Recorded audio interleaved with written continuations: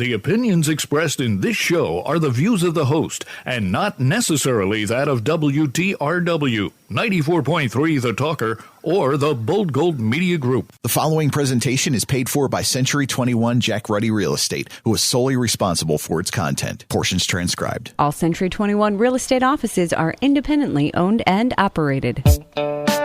Hi, I'm Jackie Ruddy, broker of Century 21 Jack Ruddy Real Estate. Welcome to the Real Estate Roundtable on 94.3 FM The Talker. I'm here with my co-host, fellow realtor, husband, Pat Devaney. Good morning, Jackie. How are you today? I'm doing well. How are you? Doing well. All right. We have with us Trooper Urban, Community Service Officer with the Pennsylvania State Police. Thank you for being here with us today. No problem, Jackie. Thank you. We're here every Saturday at 11 a.m. and Sunday at 11:30 a.m. where we talk real estate. We have a full-time real estate office with many exceptional realtors who've been listing, selling, and appraising real estate for over 50 years. During the week, feel free to email us with any questions you have at questions@jruddy.com. That's questions@jruddy.com. Or you can give us a call at 570-344-6724. When you go to jruddy.com, click on the webcam tab. We have a webcam on the roof of the building at the corners, and sometimes the police actually ask us, do you have a copy of this and that and this and that? So it can be interesting sometimes. Yes. Everybody has them. They all come in handy. Yes, they do. And the state police, mostly local police, come in, right? But Right. Sometimes they do. They want to say, do you have this and this and that? Especially when there are chases. Yes. Yes. Look us up on social media, Facebook, Twitter, LinkedIn, YouTube, Instagram, and view our listings, search the MLS listings, and listen to archive radio shows by going to mobile-friendly JRUDDY.com, jruddy.com, where you can also see all the popular podcast apps that we feature our radio show on. Okay, Trooper Urban, Community Service Officer with the Pennsylvania State Police. We're going to talk to you today about identity theft. Sounds good. All right. So it's significant. Mm-hmm. Is it a growing concern? Is it still something that we have to think about day to day? Absolutely. Anytime, we deal, everybody, it seems, during the week deals with some sort of identity crisis, identity theft. We get different reports all the time of, hey, I got this charge that was on my card. I didn't do it. Money was taken out of my account. It comes with being, I guess you could say, responsible, when you're doing your online banking. Always be aware of who you're sending to, what you're doing. People ask too many questions, and that should always bring red flags when you're putting that information in over the computer, or people do it over their phones or other electronic devices. Where are you seeing people the most vulnerable? In what aspect? Is it the online banking? Is it the credit cards? Where is it? It's any time. Obviously, you never see it with the 70 to 80-year-old people that are all cash people, or they do a transaction at the store. It never happens. You always see it with individuals, like 99% in our society do today, over electronic, devices through computers. I pay all my bills online. Everything I do is pretty much online. So that's when you become susceptible to the identity theft. And, the more transactions you do, especially with, non-trusted websites, if you happen to look for, just for example, today I was looking for a part for one of my vehicles that I have. You look at these websites and you'll see some websites come up that are like, wow, I never heard of this. That's weird. That part's only $15, where the other ones, it's $85. Well, that should raise a little bit of a red flag, what's going on there. And would you really feel comfortable putting your information on that website? But money's a big factor today. And a person, that doesn't even matter to them because they're like, man, here's this $15 part. I'm doing it. And then 2 days later, they look on their credit card statement and they're like, what's this charge for $150, from this company? So you have to be aware of the old adage, the old saying, if it's too good to be true, it probably is. So I've had that happen to me. Searching for some obscure part for a car or something, and searching, and all of a sudden I come upon it, and it's like half the price. Absolutely. I'm like, oh my God, what did I stumble upon? Absolutely. And I bought it, and then I wait and I wait. And I knew and I wait, and it was weeks, and nothing happened. Nothing so I came. went, I had to go, and I had to dispute it. And then they actually told me to change my credit card number, too, which is a royal pain in the neck. Yes. Oh, yes. Everything, right? Because we have some of our accounts, we have the credit card in there, and it's just a monthly, Right. charge. You have to go back through all of that. Mm-hmm. Yes. And even if you're on a website and something pops up, hey, you won this contest. Or I won $1 million last week. I did. Absolutely. Well, you could click. There's so many. I don't want to say. I guess you could say gullible people. My mother. Oh. She won an iPad. Yeah. She was so excited. She called my son. She said, "I won an iPad." He said, No, you without didn't. even seeing the Absolutely. email. He said, "Nana, you did not win an iPad." And that's how it happens. You see the majority of these happen to seniors, elderly, because obviously they're not that savvy on the internet. Parents, grandkids give them an iPad or any other type of electronic tablet to FaceTime, to do something, to keep in contact. Well, they start surfing websites, do everything else. Boom, you get the message. You won. Fill out your information. All you need, you won this, $500 item, but we're giving it to you only for the cost of shipping. All you have to do is put your information down, give us your credit card number, and we'll get that sent right out. You're kidding me. And next thing you know, there it is, identity theft and credit card fraud. This all sounds very familiar, doesn't it? I don't know. Where have I heard this story before? Over and over again. Over and over and over again. Right. It just happened to me 2 weeks ago. I got a letter in the mail last week that said, we're looking into your credit app for Bank of America. Oh. And then I have alerts set up through different credit card, through Experian, through different credit score companies. And they actually emailed me that said, hey, somebody's looking or is doing an application for, a loan or credit. I'm like, I call my wife up. I'm like, did you to buy anything? She's like, no, nothing. So I look into it, and then I got a letter from Bank of America, and I called the fraud line, and that somebody was trying to open up an account using my information. So nothing was compromised on my end, but I did have to report fraud through the credit reporting process, which is very easy to do. They have you do it, but never when it comes to situations like that. And then you get worried, well, is this letter that I got a fraud? Like, I call these companies and they're asking for information that I would generally not give out on the phone, but I have to because it's going towards my credit score and rating, and I have to report that fraud. So 99% of the time, if you're inquiring, or if someone calls you out of the blue and inquires, you win something, you do something, don't give out account numbers. Don't give out social security numbers. Nobody on the phone should need to know your full social security number. A lot of banks, credit card companies, they'll ask for your last four in order to verify your information or your identity, but they'll never ask for the whole thing. So be aware of that. Be aware of getting too personal when people are talking to you on the phone. Right. And it looks so real, some of this correspondence, whether it's by email or a letter in the mail, it looks all authentic. Yes, we actually have, through our email, through the state police, they'll send fake emails, tests, could be once a month, could be twice a month, that will be something to that effect. Oh, well, it'll be something that really does not relate to a police matter.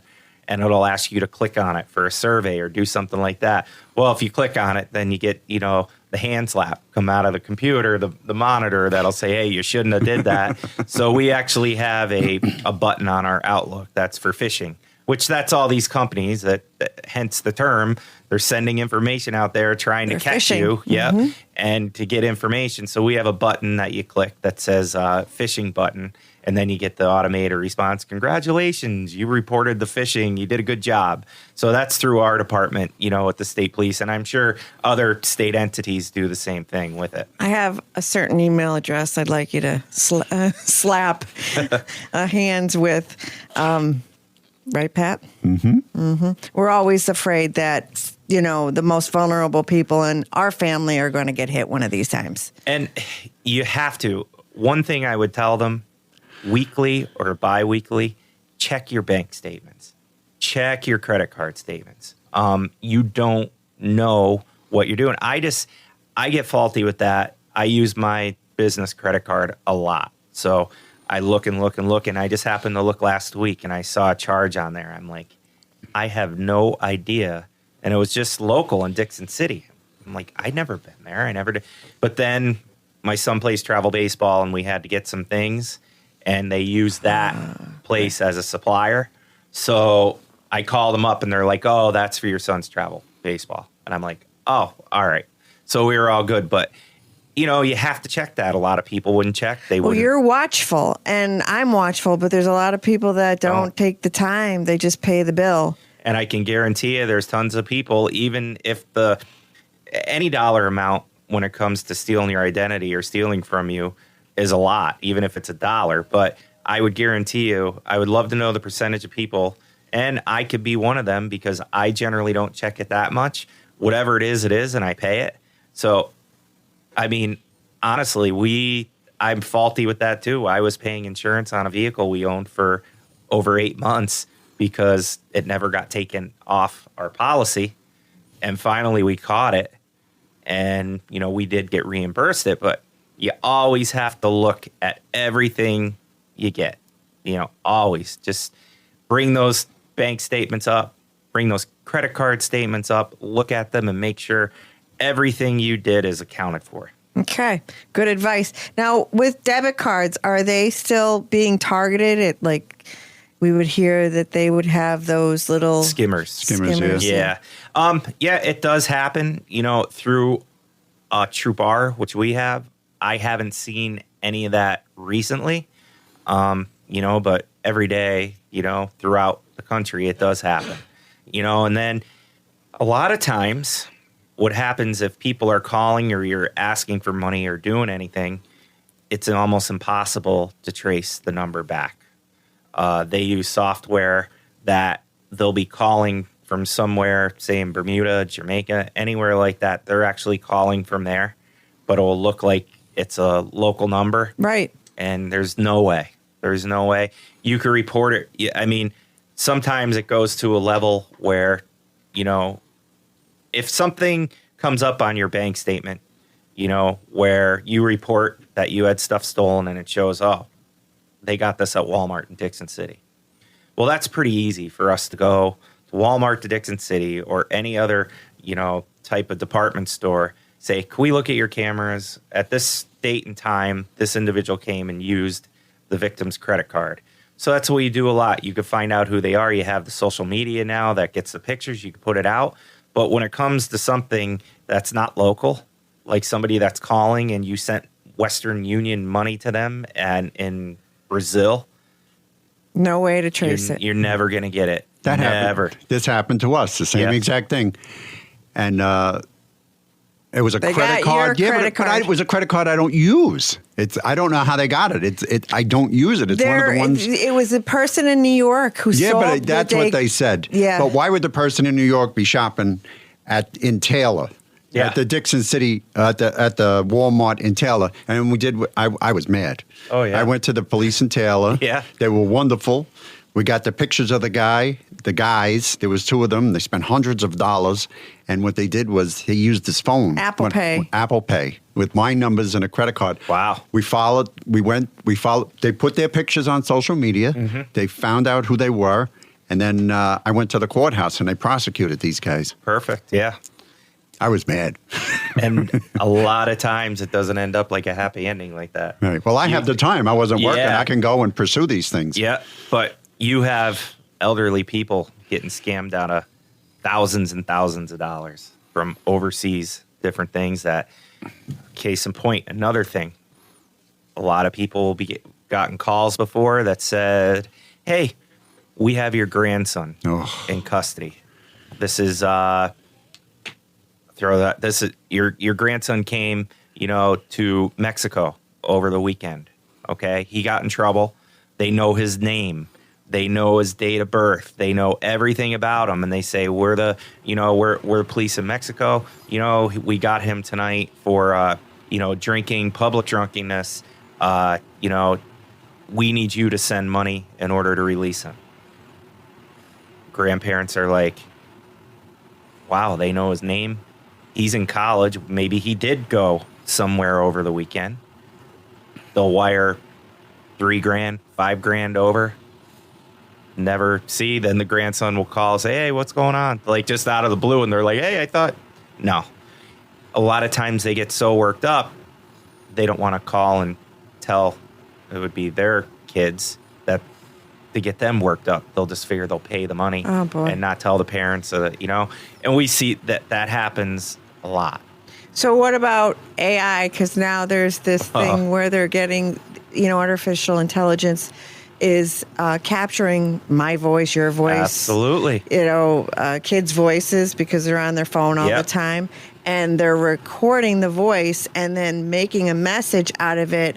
Hi, Grandma, Grandpa, it's Johnny, and I'm in Mexico. Please pay this ransom money. Yeah. And it's real. Mm-hmm. They're always so ahead of, it seems, the rest of us in law enforcement. There's no way to track this down. And what they'll do is they'll try to do something where you have to do this quick.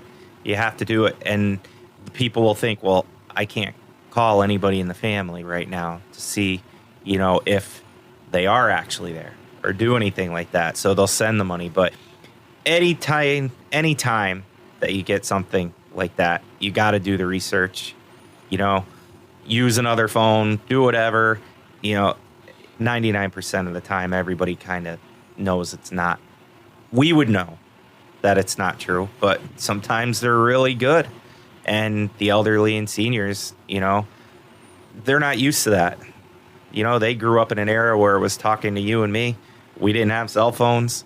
We didn't have, prank phone calls, anything like that. So whatever they think that comes across the phone is real. Mm-hmm. Just like YouTube.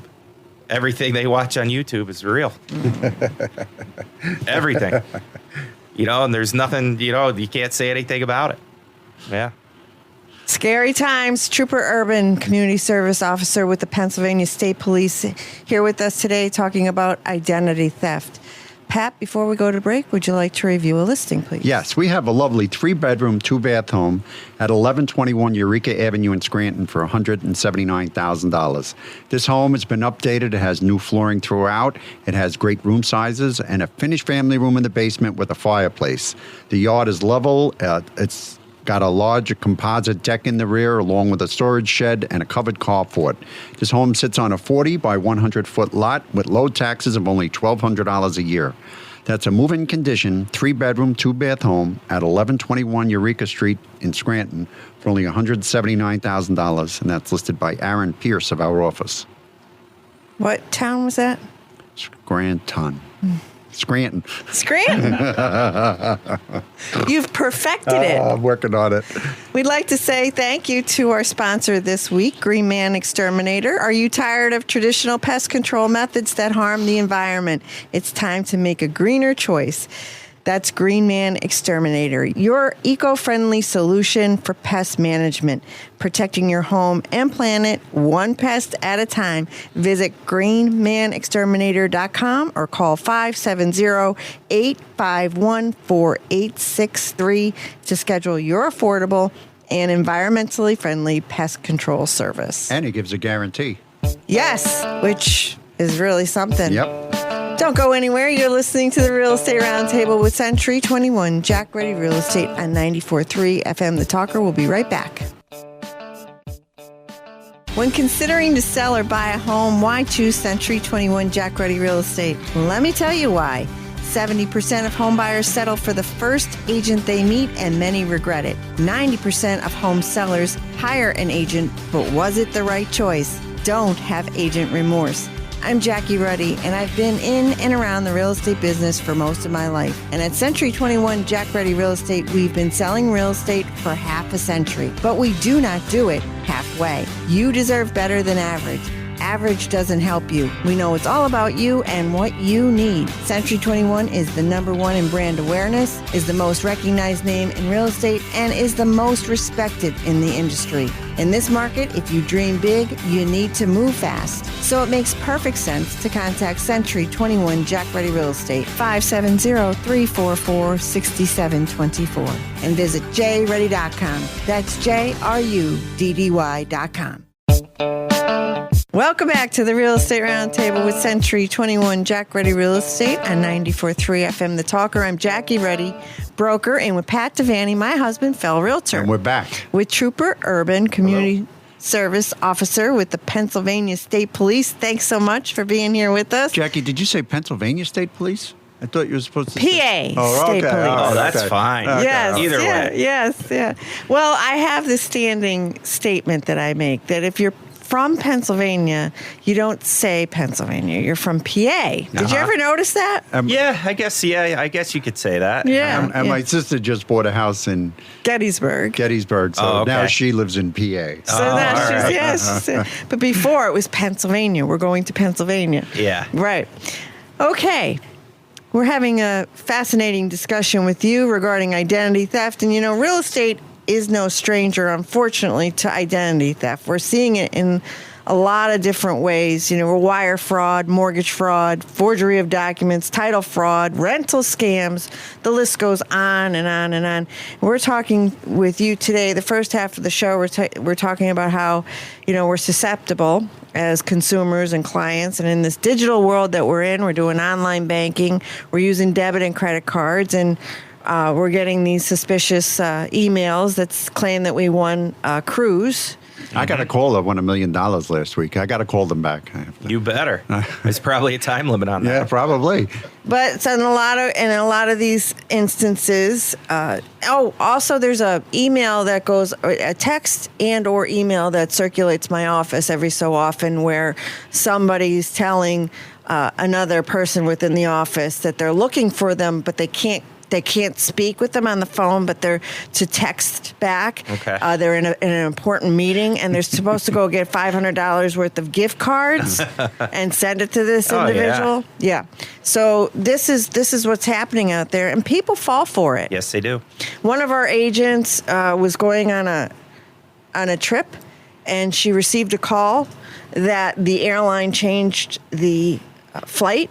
Had the seat numbers, had the flight number, had everything, but in order for her to get back on the flight, she was to surrender $500 worth of gift cards. She actually did that, and then after the gift cards went, she realized she was scammed. Yeah, absolutely. Welcome to the World Wide Web. And she's an intelligent person, but I guess... Emotions, like you were Yeah. saying about grandma with the grandson in Mexico, people... Good judgment goes out the window. And who would think, with the having the seat numbers and everything Right, else. that's what made her think it was real. Yeah, absolutely. And you get into that situation where, I got to do something fast. I don't want to lose my flight. I don't want to lose this. But you have to kind of slow it down, step away, take some deep breaths, and actually really analyze what's happening here. $500 worth of gift cards. Why would I be doing that? But hey, it happens to the best of them. So no one will ever, who's legitimate, ask for payment in gift cards. Can we say that? Can we say I that? would think so. Could we say that with certainty? Yeah, I would think so. I would hope not. We had the Lackawanna County Sheriff here, and they were spoofing people, calling them. This was years ago. With the number of the sheriff would come up on your caller ID, and saying, "We have a warrant." Yeah. For you, and unless you give us the gift cards, we're going to come and get you. There's so many apps out there that you can get today, whether they're free or whether you purchase them, that you could change your phone number around, change your phone number around to text, so people think that it's legit. So when someone takes over, say they get my credit card number and they order all this stuff from wherever, Amazon and Zappos, and they're charging up a storm, and the delivery goes out to them. Mm-hmm. I don't understand why they can't be caught. Well, sometimes the delivery may not go directly. Sometimes they're smarter, so they'll send it to like just today I had a choice. I had to do a refund on Amazon, and they're like, if you want to pick up or drop off, here are a bunch of locations that you can go to. So they might have it go to Rite Aid, or they might have it go to somewhere else, which is a designated Amazon drop-off. So that's where you would have to get your local police involved, or wherever the town is, that say, hey, shows it got delivered here. Then you would have to use, surveillance. Everybody has it today. Whether it works or not, that's another question. But in order to catch whoever you thought that did that, And a lot of times communities or little towns don't have the resources. They don't. But, if you have something, that you could follow up on, like Pat talked about with his, identity, or with the credit card fraud, you'll be able to do your own homework and figure it out, who did it. But many times it's not local. The local people, I have to say, probably that do that are stupid. They'll find your credit card number, they'll find a receipt, and they'll go right to the store that they found it and purchase the stuff, and they get caught. Your career criminals, I guess you could call them, are the people that have every app in place, phone call in place, know what they're doing, have different people involved that they know they've gotten away with it, and they're going to continue to keep getting away with it. There is no shortage of creativity when it comes to hardcore theft and criminals, right? Well, we were talking about the spoofing, about the numbers. And so if I get a phone call and I suspect it's not who they say it is on the caller ID, do I tell them I'm going to call them back at the legitimate number? Is that what I should do? Either that, or, if you answer that phone, if it comes up as somebody in your contact or something like that. Well, say it comes up as like Amazon or my credit card or something. You could, how could I say this? You could pretty much cut through the tape, just by the conversation that's going on. Right. I'll answer it. You'll see a lot of these, like I have AT&T now. A lot of these, when you get a call that you don't know, it'll come up spam. It'll say spam right on your phone, so you know. If I'm bored, sometimes I'll answer it and I'll mess with them, But again, you could always answer the call because if it says it's Amazon. But Amazon's an electronic world. 9 times out of 10, they're contacting you, whether via email. I just did a return with Amazon this morning. Everything was done through Amazon Assistant. I didn't talk to one person. And it went right through the app on your phone. You didn't talk to anybody. Nope, went real quickly. So I've gotten calls that said they were from Amazon before, and I knew they don't know your name. I love when they don't know your name or anything. Yeah. So just don't get starstruck, what you could say, that Amazon's calling me or someone's calling me. I just ordered a bunch of stuff from there. And it didn't come yet, and pick it up and then start giving them all that information. They're not going to, if you didn't get a package, they're not going to call you and say, did you get that package yet? Everything they do is through online. We have a lot more to talk to you about next week. Trooper Urban, Community Service Officer with the Pennsylvania State Police. Would you come back next week? Sure. All right. We're going to talk about identity theft part 2 next week. You got it. In the meantime, year-to-date Greater Scranton Board of Realtors MLS statistics for single-family homes. What is going on out there, Pat? Higher interest rates means less inventory. Well, nobody wants to sell. Yeah, they've been creeping up, and the word is on the street they're probably hit 8 at some point. But the absorption rate, and that's the measure of how many months worth of homes that are currently on the market, that is currently at 1.92, just under 2 months of inventory out there.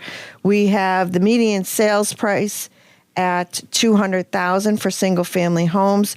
Sold listings down almost 20% year to date. And active listings on the market currently is down 13% year to date. New listings hitting the market down almost 19%. We're out of time. Thanks for joining the Real Estate Roundtable with Century 21 Jack Ruddy Real Estate. We'll be back next Saturday at 11 a.m. and Sunday at 11:30 a.m. on 94.3 FM The Talker.